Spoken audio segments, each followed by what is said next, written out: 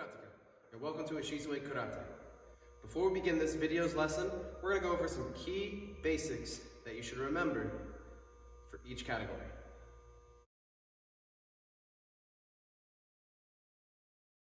Starting first, we're going to go over some key basics, key things to remember for kata. Remember when doing kata to really focus on nice, deep stances with the movement, no matter if we're standing still or if we're moving. Nice, deep stances for muscle growth, and it looks better for testing and competition. It shows more commitment to the kata instead of being lazy and standing up tall. All right? Second thing to remember is snake breathing, okay? We over-exaggerate snake breathing when we do kata. That way, when we do weightlifting or calisthenics, hitting the bags, or we spar, the breathing comes more naturally. So remember, snake breathing is simply, we breathe in when we have no force, and then we breathe out when force is applied, whether it's with a strike, a block, docking with the legs, picking someone up, picking up weight. You breathe out when force is applied. So if I'm picking up weight, pretend I'm holding a kettlebell between my feet. If I go down to pick it up, I'm gonna breathe in, grab, stand up to exert the most force. And the same breathing technique applies when I am striking or blocking.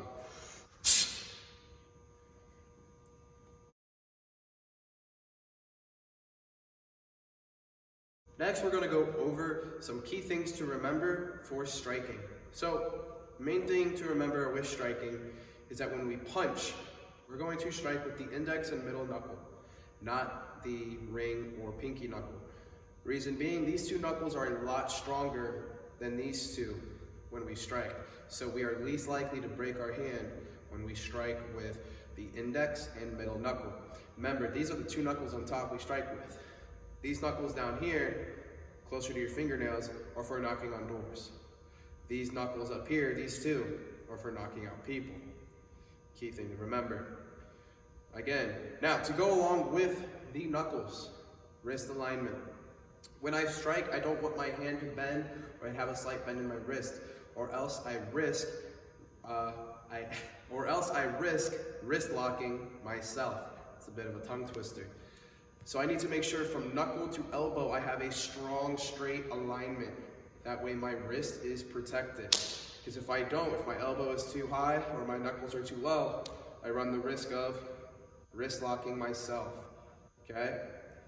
So again, index and middle knuckle, knuckle to elbow alignment, nice and strong, all right?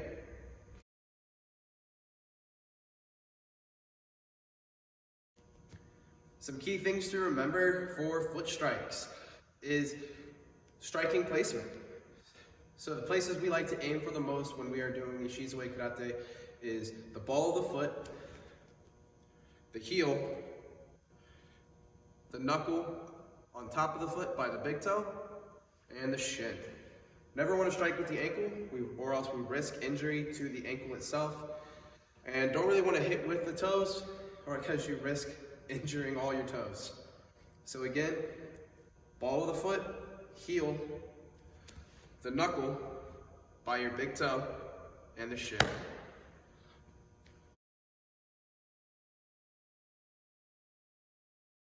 And finally, for throws, takedowns, and sweeps, break falls. Break falls are very important for the partner being thrown and for you for when you do get thrown.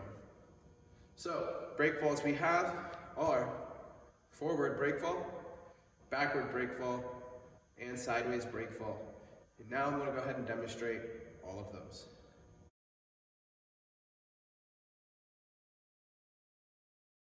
For backward break fall, this is for any throw, takedown, or sweep where I am falling on my back. All right? So this is an exercise that we can do without a partner on the mats. First, I'm going to tuck my chin. Put my tongue in my mouth, keep my lips away from my teeth, That way I don't end up biting anything that I don't want to be bitten. After this, I'm going to cross my arms. The reason why we cross our arms is because we have to get rid of that bad habit of reaching for the ground. If I'm being thrown hard and I reach for the ground behind me, I run risk of breaking my arms, wrist, or shoulder. So we get to the habit of hugging ourselves to protect the arms. All right? Then finally, when I fall, I want to keep that chin tucked to keep my head off of the mat. Understand? So I'm going to get here. Nice little horse stance. Bend my knees, push my butt down, cross my arms, tuck my chin, and fall. Then as I fall, right when I hit the ground with my shoulders, my shoulder blades, I'm going to smack the ground to disperse my energy and stop myself from rolling. All right, so I'm here. Head up. And notice I put my feet up as well. This is to put my feet on my opponent's hips, knees, or feet, or shin. Just that way I have some sort of control over them. Then come back up. And then we do it again. Again, cross, bend the knees, chin tucked. Feet not too high, that way they can't dump my legs over me, want it right where their hips would be. My head is off the ground.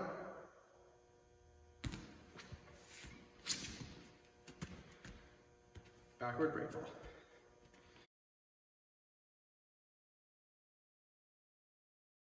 Next, what we're going to do are forward break falls.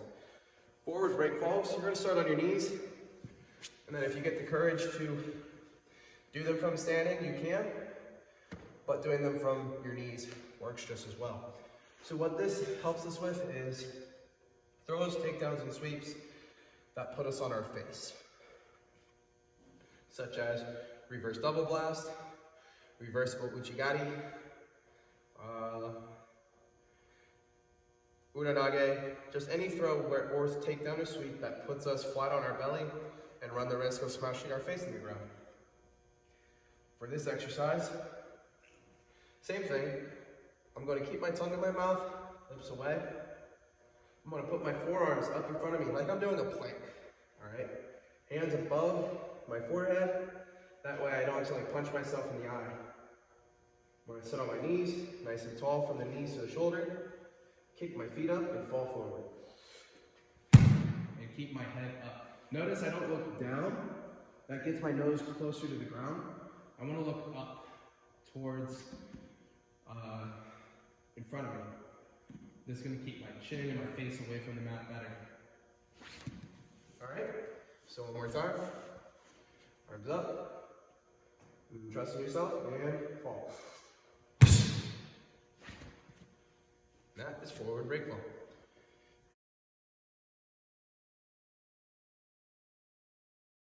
Last one we're going to do is sideways break fall. Sideways break fall is for throws, takedowns, and sweeps that make us fall on our sides. So, sitting up nice and tall, just like I did with the forward break fall, except this time I'm going to point my hand in front of me, and then we'll turn it upside down. All right, so again, in front of me, the thumb's facing the ceiling. Now I'm going to turn it to where the thumb is facing the ground. All right? Now, for this, I'm going to try to land on my tricep. That's going to be the part that's in between the elbow and the shoulder. Other hand, you can grab your bicep, you can smack the mat, you can grab your shoulder, whatever you want. Whatever feels more comfortable for you. I like to grab my bicep. Your head is going to lean slightly away from your shoulder to protect it from hitting the ground. And all we're going to do is just like the forward break fall. Instead of falling forward, we're just going to fall on our side. So we're here. And notice my head is still up. Now the other side.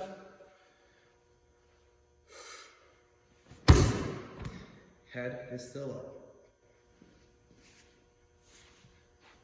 Make sure to practice these before you begin your throws, takedowns, and sweeps.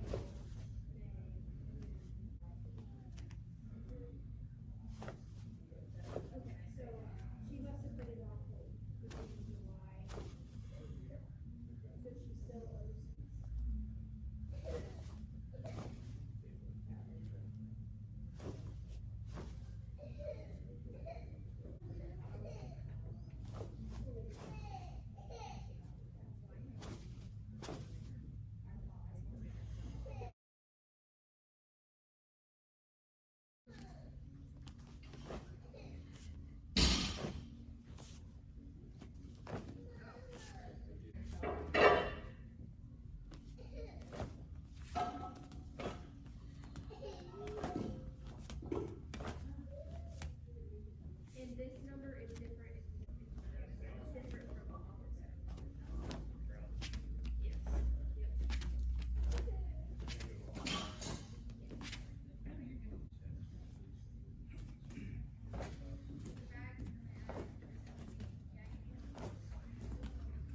all